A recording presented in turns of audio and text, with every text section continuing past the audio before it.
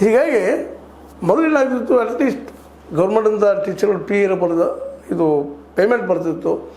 ಒಂದಿಷ್ಟು ಹೆಚ್ಚಿನ ಎಕ್ಸಸ್ ಆಗಿ ಮಠಗಳು ತಮ್ಮ ಭಿಕ್ಷಾನ್ನದಿಂದೋ ಮತ್ತಾವುದಿಂದನೋ ದಾಸೋಹದಿಂದನೋ ಜನರಿಂದ ಒಂದಿಷ್ಟು ದುಡ್ಡು ಎತ್ತಿ ದಾಸೋಹ ನಡೆಸ್ತಾ ಮಕ್ಕಳಿಗೆ ವಿದ್ಯಾ ಕೇಂದ್ರಗಳಾಗಿದ್ದು.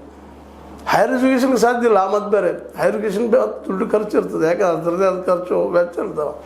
ಬಟ್ 10+2 ತನಕ ಅನೇಕ ನಮ್ಮ ಏನಪ್ಪ ಅಂತಂದ್ರೆ ಮಠಗಳಿಂದ ನಡೆಯಲ್ಪಟ್ಟಂಥ ಒಂದು ಶಾಲೆಗಳಲ್ಲೇ ನಾವು ನೋಡಿದ್ದೀವಿ ಅದನ್ನು.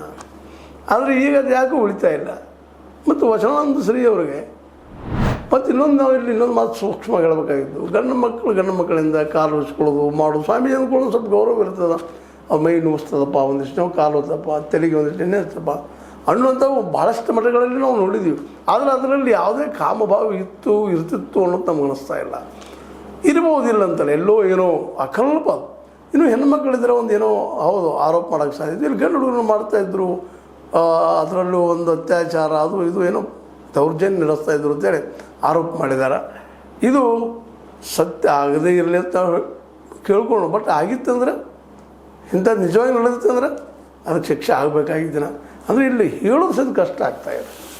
ಯಾಕಂದ್ರೆ ನಾವು ಅಪೇಕ್ಷೆ ಮಾಡೋದು ಮಠಗಳಿಂದ ಒಂದು ಒಳ್ಳೆಯ ಮೆಸೇಜ್, ಒಂದು ಒಳ್ಳೆಯ ಸಮಾಜ ರಚನೆಯಲ್ಲಿ ಮಠಗಳ ಪಾತ್ರ ದೊಡ್ಡದಾಗಲಿ ಅನ್ನೋ ಕಾರಣ. ಯಾಕಂದ್ರೆ ನಮ್ಮ ಸಂಸ್ಕೃತಿ ಅಂದ್ರೆ ನಾವು ಬೆಳೆದು ಬಂದ ಅವ್ರನ್ನ ನೋಡುವಂಥ ಸ್ಥಿತಿಗತಿ ನೋಡಿದಾಗ ನಮ್ಮ ಮಠಗಳ ಬಗ್ಗೆ ನಮಗೆ ಅಪಾರವಾದ ಗೌರವ. ಅಪಾರ ಅಂದರೆ ಏನಪ್ಪ ಅಂತಂದ್ರೆ ಸ್ವಾಮೀಜಿಯವ್ರು ಏನೋ ಹೇಳಿದ್ರೆ ಅದು ಮಾಡಬೇಕು ಅನ್ನುವಂಥದ್ದು. ಹೀಗಾಗಿ ಅನೇಕ ಪಾದ ಸೇವೆ ಮಾಡೋದು ಮತ್ತೇನೋ ಮಾಡೋದು ನಮಗೆ ಕಾಮನ್ನು. ಅದರಲ್ಲೂ ಗಂಡು ಹುಡುಗರು ಇದ್ರಪ್ಪ ಅಂದ್ರೆ ಕೈಕಾಲು ಹಚ್ಚೋದು, ತಿರುಗಿ ಮಸಾಜ್ ಮಾಡಿಸೋದು, ಇವು ಕಾಮನ್ನು.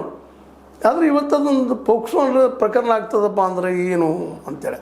ಯಾಕಂದರೆ 16 ವರ್ಷ ಹುಡುಗನ ಮೇಲೆ ಇದು ನಡೆದಿದೆ ಅಂತೇಳಿ 2021ರಿಂದ 2024 ಮಠದ ವಸತಿ ಶಾಲೆಯಲ್ಲಿದ್ದ ಆ ಸಂದರ್ಭದಲ್ಲಿ ಇದು ನಡೆದಿದೆ ಅನ್ನುವಂಥ ಒಂದು ಆರೋಪ ಅವ್ರ ತಾಯಿ ಮಾಡ್ತಾಯಿದ್ದಾರೆ. ಇದು ನಿಜಾನೇ ಇರಲಿ ಅಥವಾ ಇರ್ಬೋದು. ಆದರೆ